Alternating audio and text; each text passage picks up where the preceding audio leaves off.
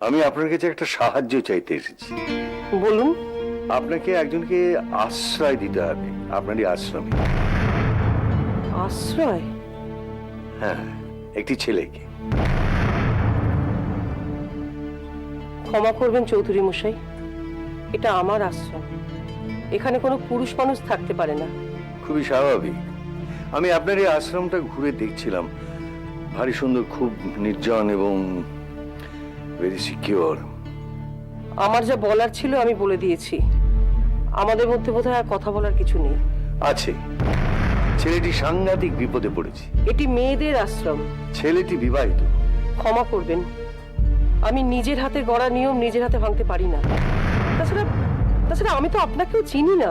নাই বা চিনি, শুধু এইটুকু জেনে রাখুন আমি একজন সৎ মানুষ। কি মুশকিল বলুন দেখিনি, আপনি আপনার এই বারবার অনুরোধে আমি অবাক হয়ে যাচ্ছে। আপনি কেন বুঝতে পারছেন না যেটা হয় না? আপনি বা কেন বুঝতে পারছেন না যে একটা সুন্দর জায়গায় আশ্রয় না পেলে এই ছেলেটি একেবারে শেষ হয়ে যাবে, সেই সঙ্গে একটা গোটা পরিবার। কি মুশকিল! এতে মুশকিলের কি আছে? আপনি সংসার ছেড়ে এসে এই আশ্রম করেছেন কিসের জন্য? নিজের জন্য নিশ্চয়ই নয়। আদৌ নয়। সমাজের মঙ্গলের জন্যই তো। সেই সমাজের কথা ভেবে এই সামান্য নিয়মটুকু আপনি ভাঙতে পারছেন না। দেখুন, আপনি শুধু রমলা দেবীর সঙ্গে এসেছেন এটুকুই আমার জানা, আমি আপনাকে জানি না। ছেলেটি সৎ। হতে পারে। ভয় পাচ্ছেন? সেটাই কি স্বাভাবিক নয়? আশ্রমে আমার 12টি মেয়ে। তাছাড়া আপনার কথা মতো ছেলেটি যদি সৎই হবে, তাহলে তাকে লুকিয়ে থাকতে হবে কেন? ভুলে যাবেন না পঞ্চপাণ্ডবকে অজ্ঞাতবাসে থাকতে হয়েছিল। এ হয় না। তাহলে কি আমি ধরে নিতে পারি ভগবানের নামে নিজেকে যে সঁপে দিয়েছেন সেটা শুধু একটা সমস্যা থেকে পালানোর সহজ পথ? আমার সঙ্গে এভাবে কথা বলার স্পর্ধা কেউ রাখে না চৌধুরী মশাই। আমি নিরুপায়, আপনাকে এটা বুঝতেই হবে। সব ছেড়ে আমার আশ্রমে কেন? তার কারণ এখানে থাকলে কেউ ভাবতেই পারবে না যে ছেলেটি এখানে থাকতে পারে, তাই। কে ভাবতে পারবে না? পুলিশ?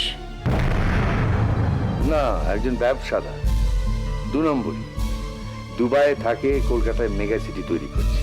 আপনি ধরে নিলেন কি করে যে আপনার এই প্রস্তাবে আমি রাজি হব? কারণ আপনারা মায়ের জাত।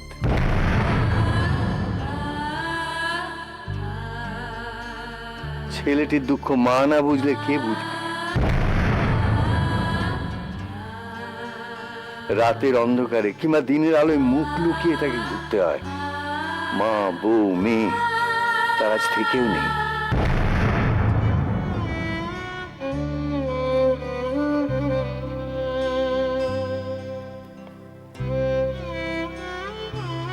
কদিন থাকবে? জানি না, 2 দিন, 2 মাস, 2 সপ্তাহ হতে পারে। তাহলে কি আমি ধরে নিতে পারি আপনি হ্যাঁ বললেন? আমি ছেলেটিকে একবার নিজের চোখে দেখতে চাই, তার আগে আমি কোনো কথা দেব না। তাই হবে।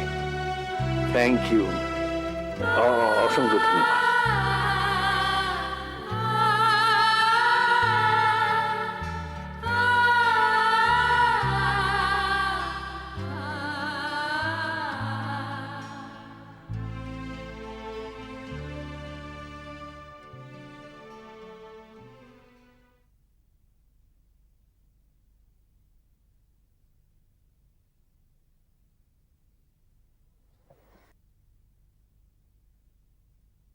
অংশু, অংশু, শুনছো? ওই পাশের বাড়ির সুবি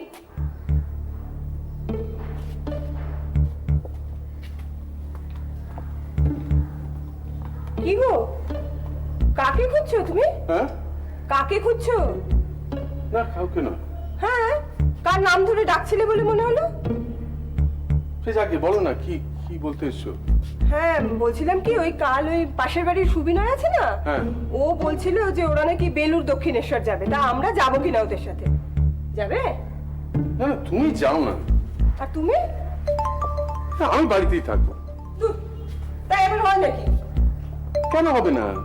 আরে একটা বেলা তো, ওই দই মিষ্টি খেয়ে চালিয়ে দেবো না। কি ব্যাপার বলো তো? কি? তোমার হাব ভাব আমার কেমন যেন লাগছে। আমার সব হাবভাবেই তো তোমার কেমন লাগে। এবার নতুন কিছু নাকি? আমি বেলুড় যাব না। বেশ, না হয় নাই গেলে, কিন্তু জানলায় তুমি কাকে খুঁজছিলে? আরে বলছি তো কাউকে না। তুমি কি আমাকে পুলিশের মতো জেরা করবে নাকি? দুটো কথা বললেই পুলিশের জেরা? দেখো, বাড়িতে কথা বলার লোক বলতে তো তুমি।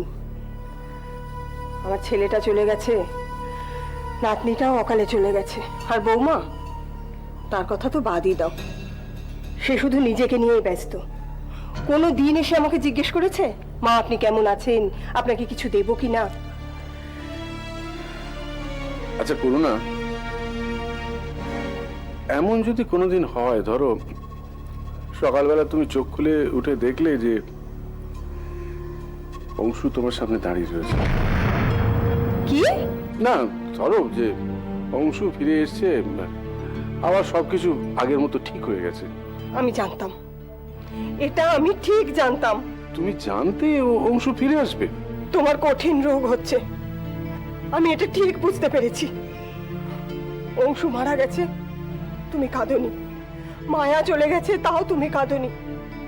এইভাবে দুঃখ জমতে জমতে তুমি একেবারে পাথর হয়ে গেছো। করুণা,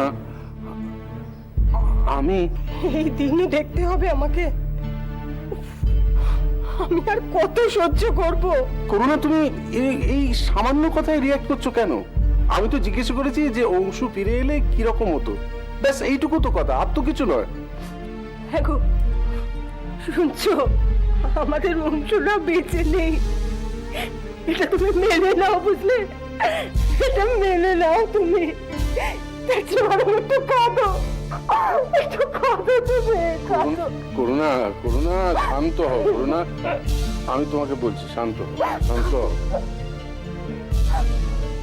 আমাদের বৌমা অংশুকে অস্বীকার করতে চাইছে।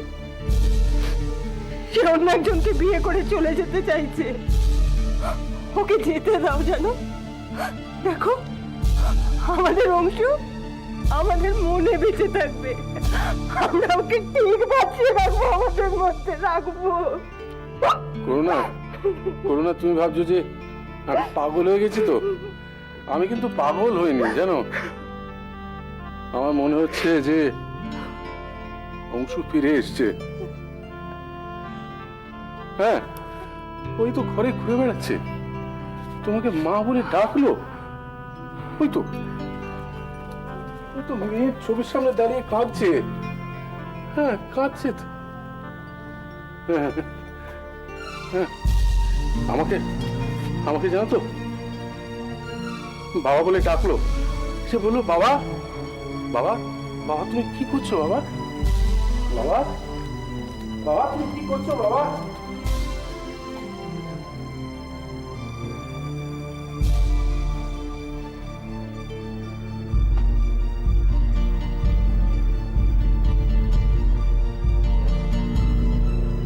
মাথাটা কি সত্যি খারাপ হয়ে গেল?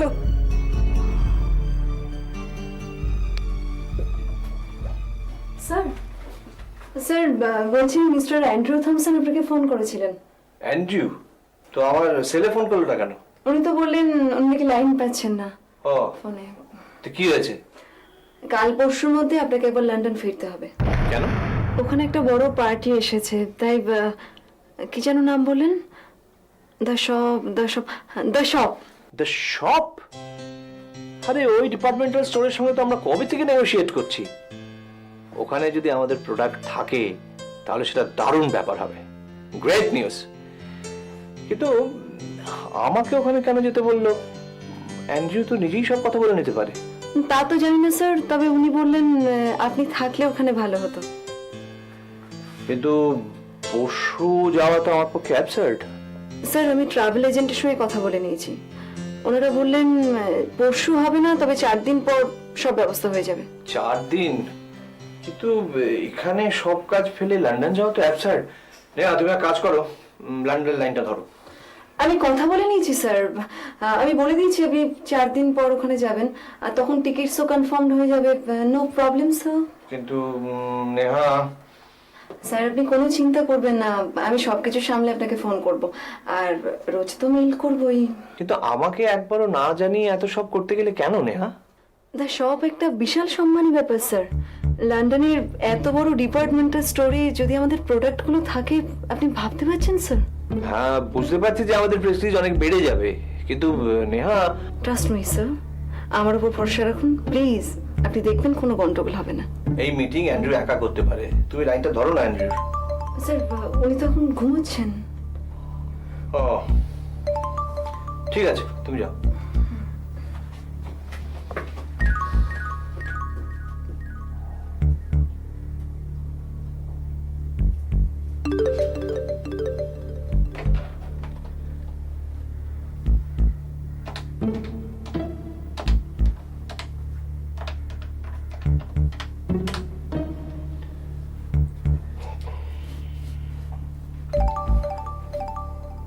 Hello, Andrew.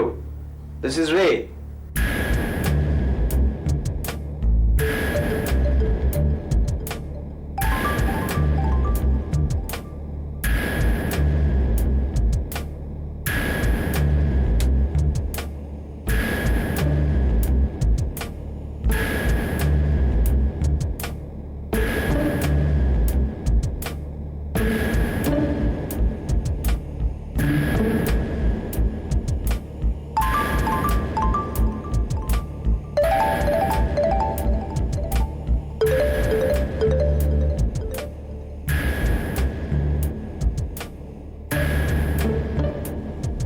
স্যার বলছিলাম,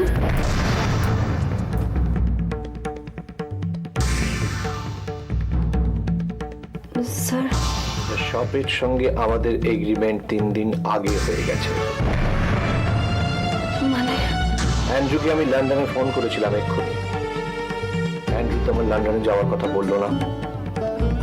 নেহা, আনসার মি, তুমি আমাকে খবর দাওনি কেন? স্যার ভেবেছিলাম আপনাকে সারপ্রাইজ দেবো। আপনি লন্ডনে গিয়ে যখন শুনতেন দা শপের সঙ্গে আমাদের এগ্রিমেন্টটা ফাইনাল হয়ে গেছে, তখন আপনি নিশ্চয়ই। তুমি ভেবেছিলে, তাই আমাকে কিচ্ছু না জানিয়ে একদম লন্ডন যাওয়ার টিকিট কেটে দিলে। আনসার মি নেহা, এর মানেটা কি? আমাকে কারণটা বোঝাও নেহা।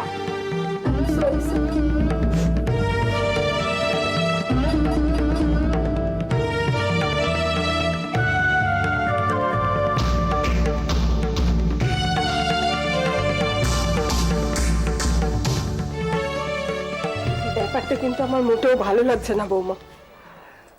আমারও তো তাই মনে হচ্ছে যে এভাবে ফেলে রাখাটা ঠিক হবে না।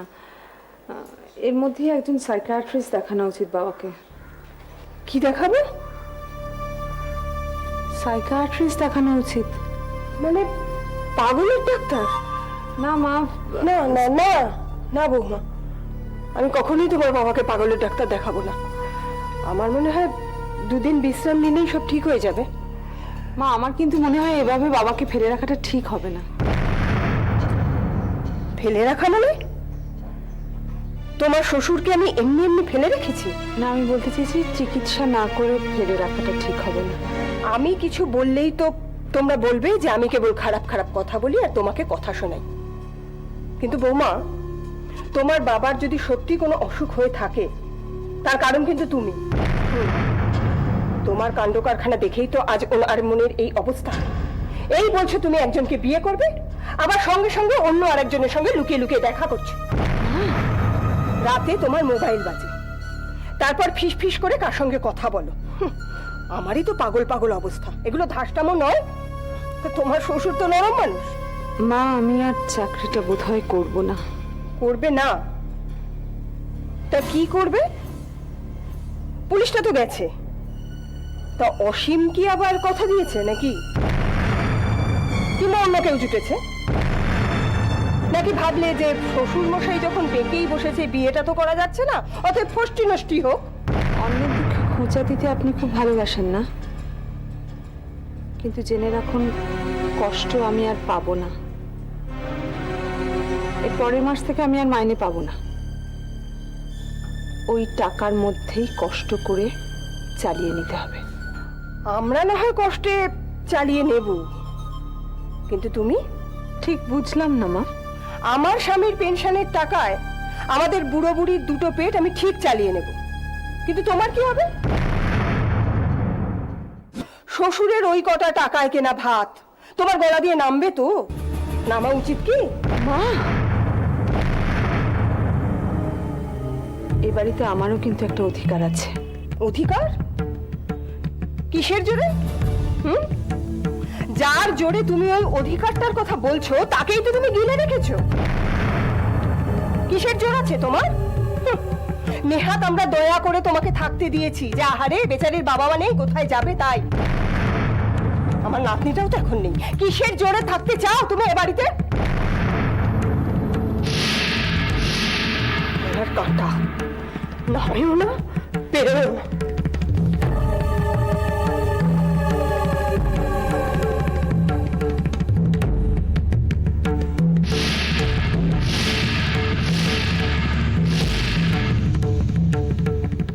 আমি জানতাম অভিষেক স্যার মানবেন না, তো আমি একটা চেষ্টা করে দেখতে চাইছিলাম যে যদি কোর্টের বাইরে কিছু করা যেত। তাহলে হ্যাঁ, যুদ্ধ করতে আমি ভয় পাই না, আর আমি এটাও জানি যে মালার সঙ্গে অন্যায় হচ্ছে, কিন্তু তোমাদের কিন্তু আরো সাবধান হতেই হবে। মুচিদি, আমি যেটা বলছিলাম যে তুমি কি সোনালীর কেসটার ব্যাপারে কিছু জানতে চাইছো? না না না, সেই ব্যাপার না, একদম অন্য ব্যাপার। যে ভদ্রলোককে নিয়ে এত গন্ডগোল, মানে বৌদি যার সাথে এক্সপোর্টের বিজনেসটা শুরু করছিলেন আর কি, হ্যাঁ বলো। উনি একবার আপনার সঙ্গে দেখা করতে চাইছিলেন। সে কি আমার সাথে? কেন? সেটা ওনার মুখ থেকে শুনলেই ভালো হতো না? দেখো, আমি উনি বাইরে ওয়েট করছেন। সে কি একেবারে সাথে করে নিয়ে চলে এসেছো? ডাকি? ডাকো।